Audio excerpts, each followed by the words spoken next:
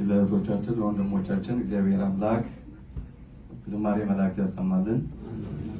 በእድሜ በጸጋ አምላካችን ክርስቶስ በክብር ይጠብቅልን።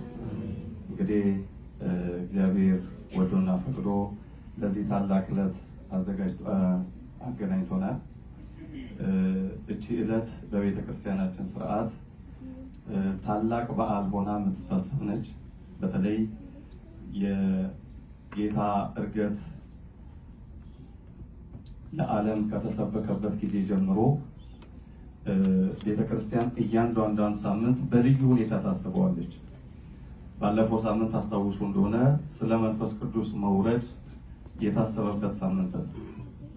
ጌታ ከቢታንያ ተራራ በክብር ወደ ሰማይ ካረገ በኋላ ለቅዱሳን ሐዋርያት ምንድን ነው ያላቸው? ኃይልን ከአርያም እስክትለብሱ ድረስ በኢየሩሳሌም ከተማ ቆዩ ብሎ ነግሯቸው ነበር። ይህንን መለኮታዊ መመሪያ ተቀብለው ሐዋርያት በጽርሐ ጽዮን በማርቆስ እናት ቤት በኢየሩሳሌም ተቀምጠው ሳለ ጌታ ባረገ በ10ኛው ቀን መንፈስ ቅዱስን ላከላቸው ይላል። ስለዚህ ይሄ የመንፈስ ቅዱስ ስጦታ ዛሬ ድረስ ቤተክርስቲያንን የሚጠብቃት፣ ቤተክርስቲያንን የሚመራት፣ ምዕመናንን በሃይማኖት የሚያጸና የሚያበረታ፣ ከእግዚአብሔር ጋር እንድንጣበቅ የሚያደርገን ይሄ መንፈስ ስለሆነ ስለ መንፈስ ቅዱስ ስጦታ ቤተክርስቲያን አብዝታ ትናገራለች። ዕርገቱንም ዕለት ዕለት ታስባለች። ዳግም ምጽአቱንም ትመሰክራለች። ስለዚህ ዛሬ በቅዳሴው መሃል ላይ ዲያቆኑ ምስባክ ሲሰብክ ከሰማችሁ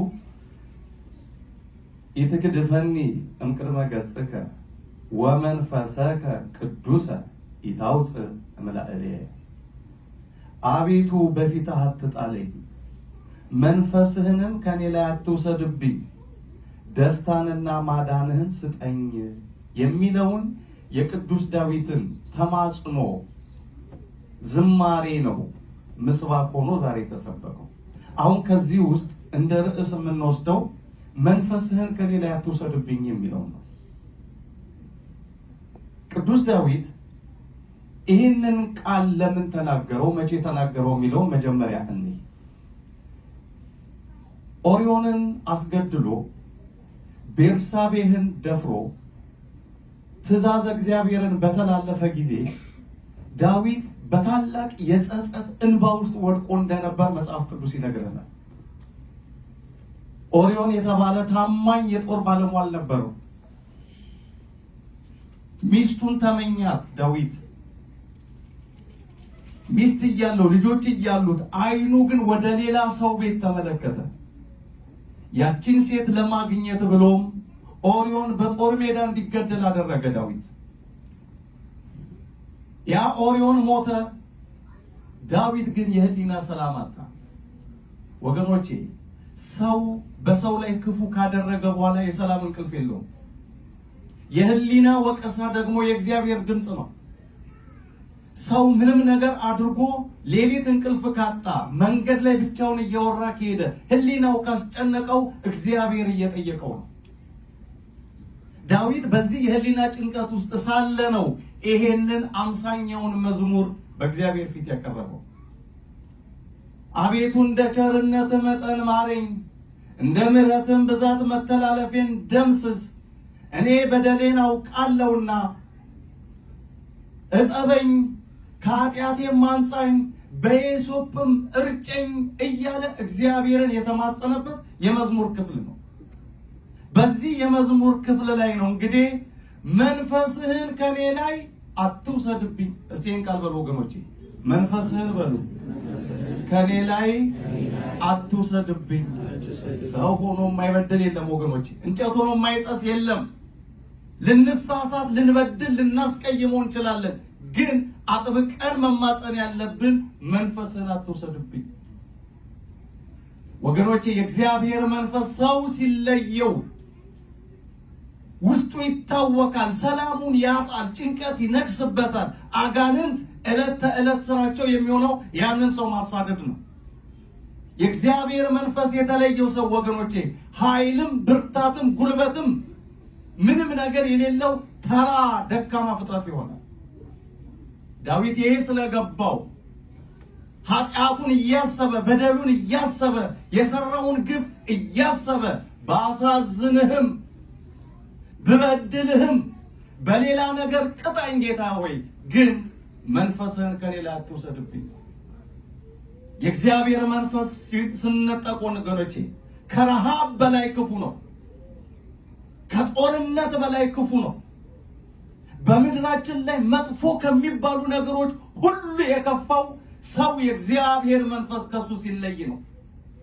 ሳኦል የእግዚአብሔር መንፈስ ተለየው።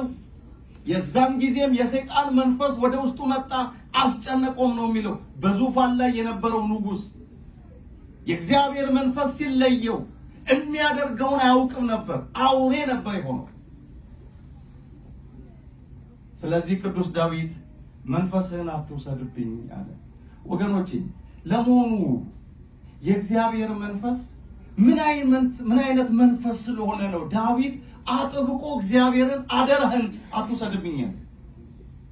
የእግዚአብሔር መንፈስ ምንድነው ስራው በእኛ ህይወት ውስጥ? እኛ ውስጥ መንፈስ ቅዱስ ሳለ ምንድነው ሊያደርግልን የሚችለው በህይወታችን? አንድ ሶስት ነጥቦችን አጠራርገን እንመለከታለን።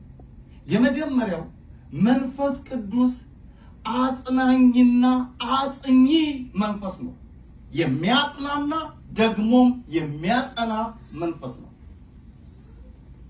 ይሄ ምስጢር ገብቶታል ዳዊት። በሐዘኑ ጊዜ የሚያጽናናው፣ እንባውን የሚያብስለት፣ ጠላቶች ባስጨነቁት ጊዜ አይዞህ ብሎ የልብ ብርታት የሚሰጠው የእግዚአብሔር መንፈስ ብቻ እንደሆነ ያውቃል። ስለዚህም ይህን መንፈስ አትውሰድብኝ ወገኖቼ። ብዙ የሚያስጨንቅ ነገር በዙሪያችን አለ። በእያንዳንዳችን ህይወትና ቤት ውስጥ ሰላም የሚነሱን ብዙ ነገሮች አሉ። ይሄንን መሻገር የምንችለው ከእግዚአብሔር መንፈስ ጋር ስንሆን ብቻ ነው። የዓለምን ጭንቀት መቋቋም ያቃታቸው ሰዎች ለዚህ ነው ራሳቸውን የሚያጠፉት። ሱሳይድ የሚያደርጉት ሰዎች ለምን ይመስላችኋል? መንፈስ ቅዱስን ስላልተቀበሉ፣ ስላላገኙ፣ የእግዚአብሔርን መንፈስ ስላስመረሩት፣ ከውስጣቸው ስለጠፋ። ለዚህ ነው ሰዎች መቋቋም ያቃታቸዋል ችግሮችን። ብዙ የህይወት ቻሌንጅ ሲገጥማቸው አቅም ያጣሉ። ስለዚህም አማራጭ የሚያደርጉት ራሳቸውን ማጥፋት ነው። ወይ በጥይት ያጠፋሉ፣ ወይ መርዝ በጥብጠው ይጠጣሉ፣ ወይ ተንጠልጥለው ያልፋሉ፣ ወይ ወደ ባህር ይገባሉ። ትሬን ገጭቷቸው የሞቱ ብዙ ሰዎችም አሉ ራሳቸውን ወርውረው። በዚህ ጭንቀት ውስጥ መቋቋምን የሚሰጠን የእግዚአብሔር መንፈስ ነው። ስለዚህም ዳዊት ሰው አስገድያለሁ፣ የሰው ሚስት ደፍሬያለሁ፣ ውስጤን የሚያስጨንቀኝ ነገር አሳልፎ ለሌላ እንዳይሰጠኝ ጌታ ሆይ መንፈስን ከኔ ላይ አትውሰድብኝ። ወገኖቼ ሁሌም መጸለይ ያለብን ይሄንን ነው። ምክንያቱም ያለነው ብርቱ ሰልፍ ውስጥ ነው። የእግዚአብሔር መንፈስ ካላገዘን፣ በውስጣችን ሆኖ መቋቋምን ካልሰጠን፣ በእኛ ዲግሪ፣ በእኛ ማስትሬት፣ በእኛ ጥበብ፣ በእኛ ጉልበት ልንሻገር አንችልም። መጽሐፍ ቅዱስ ከሴት የተወለደ ሰው የህይወቱ ዘመን ጥቂት ነው፣ እሱንም መከራ ይሞላዋል፣ መከራና ጭንቀትም ያስፈራሩታል ይላል ኢዮብ 14:1 የህይወታችን ዘመን ጥቂት ነው፣ 70 እና 80። መከራና ጭንቀት ያስፈራሩታል ሰውን። ወገኖች የእግዚአብሔር መንፈስ ባይደግፈን ዛሬ ቆመን አንዘምርም ነበር። ካለው ተግዳሮት ካለው ሸክም የተነሳ የእግዚአብሔር መንፈስ ስላገዘን ነው ነጭ ለብሰን የመጣ ነው። መንፈስ ቅዱስ ስላገዘን ነው ወገኖቼ እግዚአብሔር ይመስገን የሚል ቃል ከአንደበታችን የወጣው። ይሄንን መቋቋም ያቃታቸው ኤቲስት ሆነዋል። የእግዚአብሔርን ህልውና ክደዋል። ሰይጣን በብዙ ተግዳሮት የፈተናቸው ሰዎች ከሃይማኖት መስመር ወጥተዋል። መንፈስ ቅዱስ ስለጠበቀን ነው አሁንም እግዚአብሔርን በመቅደሱ እያመለክን ያለነው። ወገኖቼ ይሄ የእግዚአብሔር መንፈስ የሚያጽናና መሆኑን ጌታ እንዲህ ሲል ተናገረ። ብትወዱኝ ትእዛዜን ጠብቁ፣ እኔም አብን እለምነዋለሁ ለዘላለም ከእናንተ ጋር እንዲኖር ሌላ አጽናኝ ይሰጣችኋል። ዮሐንስ 14:15 አጽናኝ መንፈስ ቅዱስ በሐዘናችሁ የሚያጽናናው፣ በጭንቀታችሁ የሚያበረታው እንባችሁን የሚያብሰው በብዙ መከራ ውስጥ ስትኖሩ አይዟችሁ የሚለው አጽናኝ ጳራክሊጦስ መንፈስ ቅዱስ ይላክላችኋል። ትእዛዜን ጠብቁ። ግን ወገኖቼ ዛሬ ጭንቀት የሚነግስብን ለምን ይመስላችኋል? ፍርሃት የሚለን አንዳንዴ ለምን ይመስላችኋል? በትዳራችን ሰላም የምናጣው ለምን ይመስላችኋል? ጤናችን ብዙ እየታወከ እንቅልፍ የሚነሳን ለምን ይመስላችኋል? የመንፈስ ቅዱስ ኃይል በእኛ ውስጥ በአግባቡ እየሰራ ስላልሆነ ነው።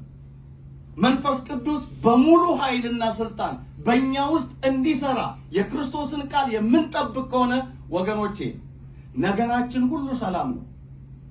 መንፈስ ቅዱስ በብዙ ነገር ይባርከናል፣ ፍሬያማ ያደርገናል፣ ያትረፈርፈናል። የሰላም በረከት፣ የጤና በረከት፣ የምድርን በረከት ሁሉ በመንፈስ ቅዱስ ኃይል ማግኘት እንችላለን። ምክንያቱም እግዚአብሔር በመከራ ቀን መሸሸጊያ ነው። ናሆም ምን ይላል? እግዚአብሔር መልካም ነው፣ በመከራም ቀን መሸሸጊያ ነው፣ በእርሱ የሚታመኑትን ያውቃልና ይላል ትንቢተ ናሆም ምዕራፍ 1:7። መንፈስ ቅዱስን ሲልክልን የእግዚአብሔር ኃይል የሆነው ወደኛ ሲመጣ በመከራችን ቀን እሱ መሸሸጊያ ይሆነናል። አሚን። መሸሸጊያ ይሆነን መንፈስ ቅዱስ። በጭንቀት በመከራችን ሰዓት መንፈስ ቅዱስ ያጽናናናል። ስለዚህም ቅዱስ ዳዊት አቤቱ መንፈስህን ከኔ ላይ አትውሰድብኝ። ሁለተኛ መንፈስህን ከኔ ላይ አትውሰድብኝ ያለው ለምንድን ነው? መንፈስ ቅዱስ የመንፈስን ፍሬ እንድናፈራ የሚያግዘን ኃይል ስለሆነ ይሄ የእግዚአብሔር መንፈስ ዝሙትን ሳይሆን ቅድስናን እንድንኖር የሚያግዝ መንፈስ ነው። ዳዊት የወደቀበትን የነፍስ ማጥፋት ወንጀል ሳይሆን ከሰዎች ጋር በፍቅር እንድንኖር የሚረዳ መንፈስ ነው። የእግዚአብሔር መንፈስ የመንፈስ ቅዱስ በተለይም 9ኙን ፍሬዎች እንድናፈራ የሚረዳን ነው። ስለዚህም እባክህ መንፈሴን አትውሰድብኝ አለ። ምንድናቸው የመንፈስ ቅዱስ ፍሬዎች? ገላትያ ምዕራፍ 5:22 ላይ የመንፈስን ፍሬ ፍቅር፣ ደስታ፣ ሰላም፣ ትዕግስት፣ ቸርነት፣ በጎነት፣ እምነት፣ የዋሃት፣ ራስን መግዛት ነው ይላል። ሰው መንፈስ ቅዱስ ሲያድርበት ነው ይሄ ፍሬ በህይወቱ የሚታየው። የመጀመሪያው ፍቅር ያስቀመጠው ቅዱስ ጳውሎስ መንፈስ ቅዱስ ያደረበት ሰው ሁል ጊዜ ፍቅር ይታያል ፊቱ ላይ፣ ከልቡ ፍቅር ይፈሳል፣ ከሰው ሁሉ ጋር በፍቅር ይኖራል። መንፈስ ቅዱስ የተለየው ሰው ግን አውሬ ያደርገዋል። ብዙ ሰዎች ካያቸዋቸው ከመሬት ተነስተው ሰውን የሚነክሱት አሳዳጆች፣ ነገረ ሰሪዎች፣ ተንኮለኞች፣ አድመኞች፣ ቅናተኞች የሚሆኑት ወገኖቼ የእግዚአብሔር መንፈስ ከነሱ ሲለይ ነው። ጌታ መንፈሱን ከውስጣችን ያወጣል። መንፈስ ቅዱስ የተላበሰ ሰው ወገኖቼ ከሁሉ ሰው ጋር በፍቅር ይኖራል። ፍቅር የመንፈስ ቅዱስ ፍሬ ነው። መጽሐፍ ቅዱስ ምንድነው የሚለው? ፍቅር የሌለው እግዚአብሔርን አያውቅም፣ እግዚአብሔር ፍቅር ነውና ይላል አንደኛ ዮሐንስ 4:8 ላይ። ይሄ ፍቅር ከመንፈስ ቅዱስ የሚገኝ ስለሆነ የእግዚአብሔርን ባህሪ ነው የሚያላብሰው። እግዚአብሔር ፍጹም የሆነ አፍቃሪ ነው። አንደኛ ዮሐንስ ወንጌል ምዕራፍ 3:16 ላይ እግዚአብሔር አንድያ ልጁን እስኪሰጥ ድረስ ዓለሙን እንዲሁ ወዷል። እንዲሁ ዓለም በልጁ እንዲድን ነው እንጂ በዓለም እንዲፈርድ እግዚአብሔር ልጁን አላከውም ይላል። አያችሁ እግዚአብሔር እንዴት እንደወደደ። እንዲሁ የሚወደድ ነገር ሳይኖርብን አመፀኞች በደለኞች ሆነን እንዲሁ ግን ወደደን። መውደዱን በምን ገለጠልን? ልጁን አሳልፎ እስከ መስጠት። ልጁንም የሰጠን ዓለም በልጁ እንዲድን ነው፣ በዓለም እንዲፈርድ ልጁን አላከውም። ስለዚህ ወገኖቼ መንፈስ ቅዱስ በውስጡ የመላበት ሰው ይሄንን የእግዚአብሔር ባህሪ፣ ይሄ የእግዚአብሔር የሆነውን ጸጋ፣ ገንዘብ፣ ፍቅርን በህይወቱ ያሳያል። ስለዚህ ዳዊት መንፈስን አትውሰድብኝ አለ። የፍቅር እንደው ድርቀት እንዳይገጥመኝ፣ ጥላቻ እንዳይነግስብኝ ክፉ ሰው እንዳልሆን መንፈስን አትውሰድብኝ። ሌላው የመንፈስ ቅዱስ ፍሬ ደስታ ነው። ሰው መንፈስ ቅዱስ ሲለየው ደስታ ይርቀዋል። ጭንቀት፣ ሐዘን፣ ትካዜ፣ እንባ፣ ሮሮ፣ ማጉረምረም በውስጡ ይነግስበታል። መንፈስ ቅዱስ ያደረበት ሰው ግን ሁሌ ደስተኛ ነው። ጥሬ የሚቆርጥም ቁርጥም ይብላ፣ ውሃ የሚጠጣ ወይንም የሚጎንጭ፣ በጊዜውም አለ ጊዜውም፣ በማጣትም በማግኘትም፣ በመክበርም በመዋረድም፣ በየትኛውም ሲቹዌሽን ውስጥ ሆኖ እግዚአብሔርን ይባርካል። ዙፋኑን ከፍ አድርጎ ይመለከታል። ሁል ጊዜ ደስተኛ ይሆናል። መንፈስ ቅዱስ የተሞላ ሰው። መንፈስ ቅዱስ የተለየው ወርቅ ላይ ቢተኛ ወገኖቼ ሰላም የለውም። የእግዚአብሔር መንፈስ የተለየ ሰው ያማረ ቤት ውስጥ ቢገባ ያማረ ህይወትን ቢያጣጥም ደስታ የሚባል ከሱ ይርቃል። የደስታ ምንጩ ማን ነው ወገኖቼ? እግዚአብሔር ነው።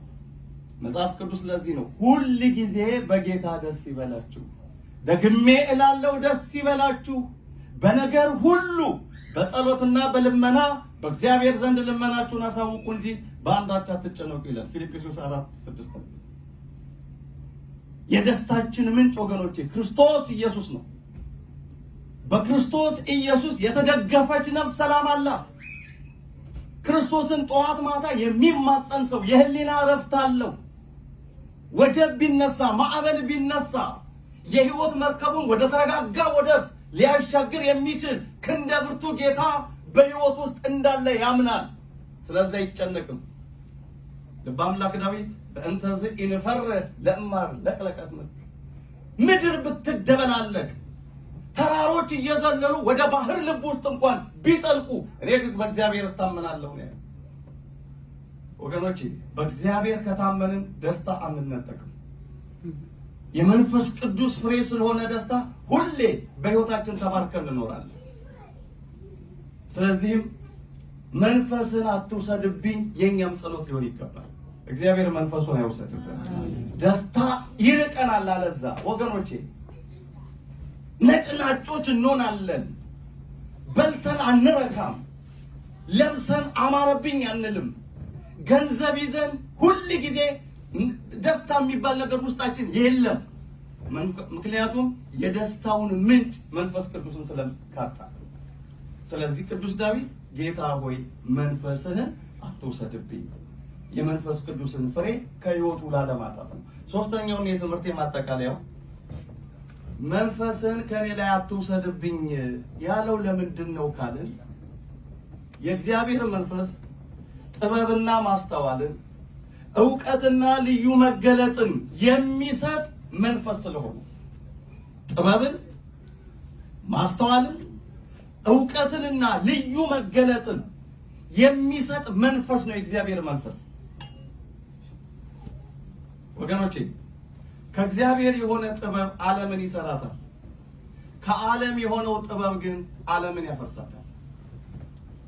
ዛሬ ዓለማችን እየተናወጸች ያለችው ምድራችን አኬልዳማ ሆና ያለችው በሰዎች ምድራዊ ጥበብ ብቻ ምድራችን እየተመራች ስለሆነ በመንፈስ ቅዱስ ጥበብ ምድር ስትመራ ሰላም ይነግስባታል። እናቶች አያነቡም፣ ሕፃናት አይጮሁም፣ የሚታረድ ሰው አይኖርም፣ ደሙ የሚፈስ አይኖርም። የእግዚአብሔር መንፈስ ምድራችንን ሲገዛ የእግዚአብሔር ጥበብና ዕውቀት በሰው ልብ ውስጥ ሲነግስ ወገኖቼ ቤታችን ሰላም፣ ኑሯችን ሰላም፣ ሀገራችን ሰላም ትሆናለች። ስለዚህም ቅዱስ ዳዊት መንፈስህን አትውሰድብኝ፣ በአንተ ጥበብ ሀገር እንድመራ፣ በአንተ ጥበብ በንግስናዬ ላይ ደስ አሰኝቼህ እንድኖር፣ ዕውቀትና ማስተዋል እንዲበዛልኝ መንፈስህን ከኔ ላይ አትውሰድብኝ አለ። ጌታ መንፈስ ቅዱስ ከኛ አይለይ፣ ጥበብና ዕውቀትን ለሁላችን ይስጠን። ደግሞ ወገኖች እግዚአብሔርን ጠይቁት። ዕውቀት የጎደላችሁ፣ ጥበብ ያጣችሁ፣ ይሄ የመንፈስ ቅዱስ ጸጋ የሆነውን ጥልቅ መረዳት ልዩ መገለጥ የሚሰጠውን መንፈስ እግዚአብሔር እንዲሰጣችሁ ጠይቁት። መጽሐፍ ቅዱስ እንዲህ ይላል፣ ከእናንተ ማንም ጥበብ ቢጎለው ሳይነቅፍ በልግስና ለሁሉ የሚሰጠውን እግዚአብሔርን ይለምን እርሱም ይሰጠዋል ይላል። ያዕቆብ 1:5 ይሄንን ጸጋ ይሄንን ጥበብ ዕውቀት ማስተዋል የሚሰጠውን መንፈስ እግዚአብሔርን ጠይቁት ይሰጣል። ለዚህ ነው ጌታ በኢየሩሳሌም ጸንታችሁ ቆዩ ኃይልን ከአርያም ትቀበላላችሁ ዕውቀትን ጥበብን ማስተዋልን የሚገልጠው ያላችሁ። ስለዚህ ሁሌ በቤቱ ጸንተን እንኑር ጥበብን እንድናገኝ ዕውቀት እንዲሞላልን ሰላምና ደስታ ቤታችን እንዲነግስ የፍቅር ሰዎች እንድንሆን የመንፈስ ቅዱስ በረከት እንድናገኝ ወገኖቼ በእግዚአብሔር ቤት እንመላለስ። የጌታ መንፈስ ሁላችንን ይጠብቃል። ወሰላም ለእግዚአብሔር።